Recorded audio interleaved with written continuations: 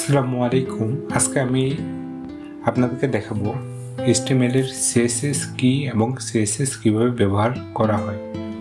CSS কি? CSS হলো cascading style sheet. HTML কে style করার জন্য CSS ব্যবহার করা হয়।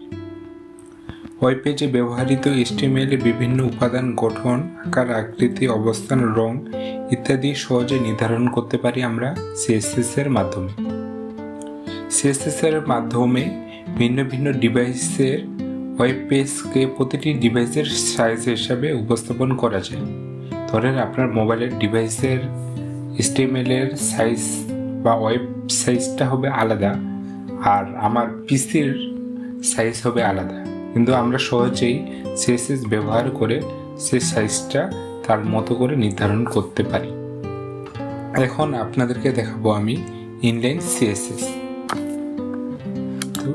ইনলাইন CSS p-tag নিই। p-tag এর মাধ্যমে লোরেন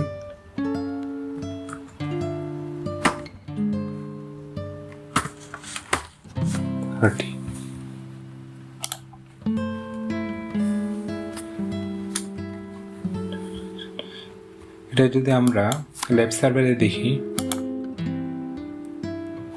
তাহলে কিন্তু আমরা দেখতে পাবো যে এখানে কোনো স্টাইল নেই বা যে কোনো কালার করা নেই। এখন এটা যদি আমরা স্টাইল করতে চাই তাহলে এখানে আমরা স্টাইল অ্যাট্রিবিউটটা ব্যবহার করব।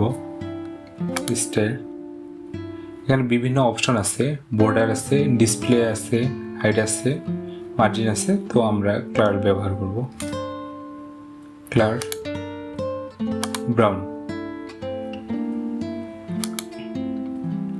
এখানে আমরা ফন্ট সাইজ চেঞ্জ পরিবর্তন করতে পারি।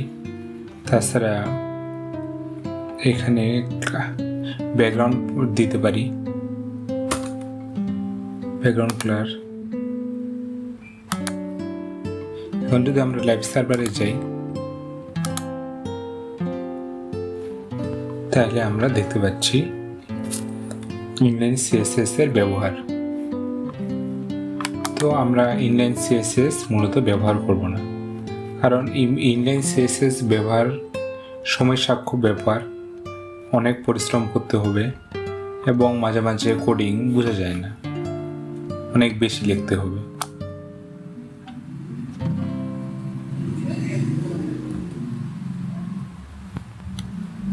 তো আমি আপনাদেরকে এখন দেখাবো ইন্টারনাল CSS। ইন্টারনাল CSS আমরা হেড ট্যাগের মধ্যে ব্যবহার করব। তার আগে এই লেখাটা আমরা কাটিয়ে দিই।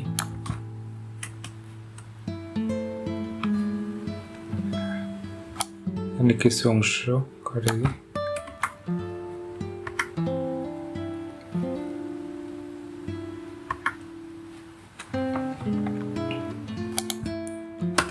স্টাইল,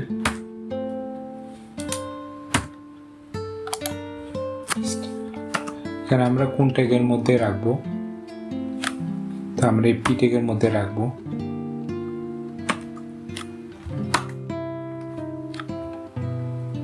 আমরা কালারটা বলে দিব,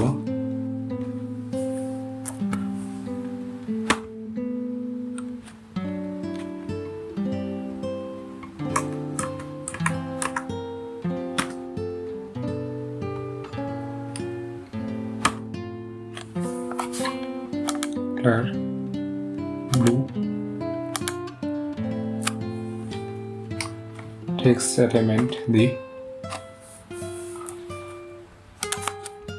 center,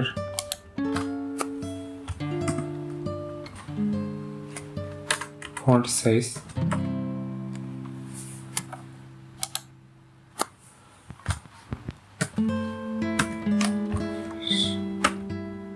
5 পিক্সেল। যদি লাইভ সার্ভারে দেখি, লাইভ সার্ভারে আমরা যেটা দিছিলাম সেটাই আসছে। এখন এটা হইল ইন্টারনাল CSS, হলো এটা ফাদার বা মেইন CSS। তো এখানে আমরা যেটা কাজ করব সেটা কিন্তু এখানে অটোমেটিক চলে আসবে। এখন যদি আমরা এখানে স্টাইল অ্যাট্রিবিউট ব্যবহার করি, স্টাইল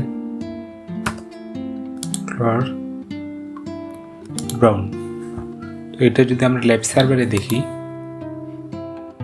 তাহলে আমরা দেখতে পাবো ইন্টারনাল সিএসএ যে আমাদের ডিরেকশনটা দিছিলাম সেটা কিন্তু এখানে শো করতেছে না। এটা মেইন সিএসএস বা প্যারেন্ট, এটা চাইল্ড সিএসএস আমরা ধরতে পারি। তাহলে এখানে আমাদের যেই ডিরেকশনটা দিব সেটাই মূলত এটা নেবে। আর এখানে ডিরেকশন থাকলে এখানে যদি আরও অন্য আলাদা ডিরেকশনগুলো আছে সেগুলো পরিবর্তন না করি তাহলে কিন্তু সেগুলো সবগুলোই শো করবে। এখানে ব্যাকগ্রাউন্ড কালারটা যদি আমরা পরিবর্তন করি,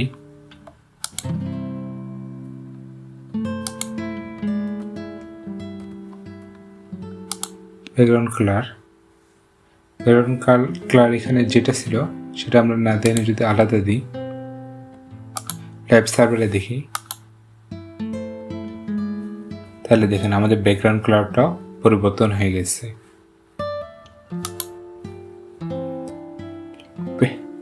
আমরা চাইল্ড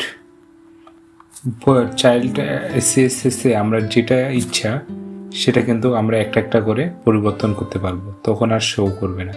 এখন আমরা যদি এই অ্যাট্রিবিউটগুলো কাটে দিই, স্টাইল অ্যাট্রিবিউটগুলো, তাহলে কিন্তু আবার পুনরায় যেমন ছিল ইন্টারনাল সিএসএসে সেভাবেই কাজ করবে। এখন আমরা জানবো এক্সটার্নাল সিএসএস সম্পর্ক নিয়ে। তো এক্সটার্নাল সিএসএস এর জন্য আমরা আলাদা করে একটা ফাইল ক্রিয়েট করতে হবে, যে ফাইলটাতে আমরা সম্পূর্ণ স্টাইল অ্যাট্রিবিউট বা যে কোনো HTML-কে আমরা স্টাইল করার জন্য সেই ফাইলটা ব্যবহার করব। এর জন্য এখানে নিউ ফাইল নিব, এখানে লিখব style.css,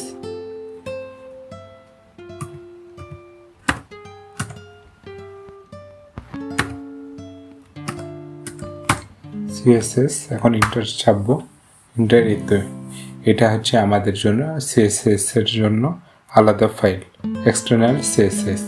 এখন আমরা আগে বলছিলাম যে আমরা যে কোনো CSS-কে আমরা হেড ট্যাগের সাথে আমরা লিঙ্ক করাবো। তো এখানে আমরা যদি লিঙ্ক ছাপি, তাহলে অটোমেটিক আমাদের এই CSS ফাইলটা আমাদের লিঙ্ক হয়েছে। তো এখন আমরা যদি এখানে প্যারাগ্রাফ লিখি, পিট্যাগের কাজ করি,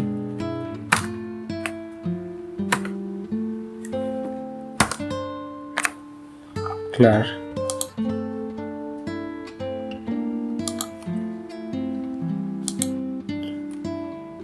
এখানে যদি আমরা ফাইলটা সেভ করি,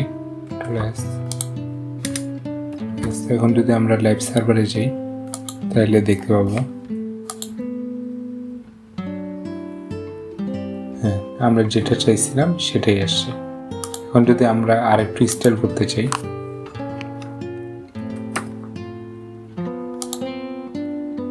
ব্যাকগ্রাউন্ড কালার,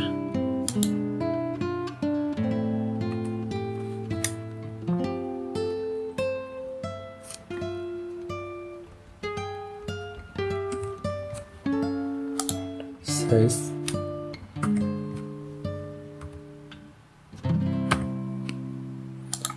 পিক্সেল,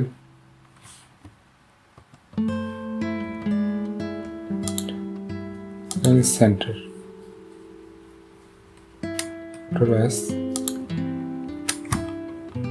যদি আমরা লাইভ সার্ভারে দেখি মোটামুটি এক্সটার্নাল CSS এর সম্পূর্ণ কাজ এটাই। এভাবেই আমরা মূলত এক্সটার্নাল CSS ব্যবহার করতে পারবো।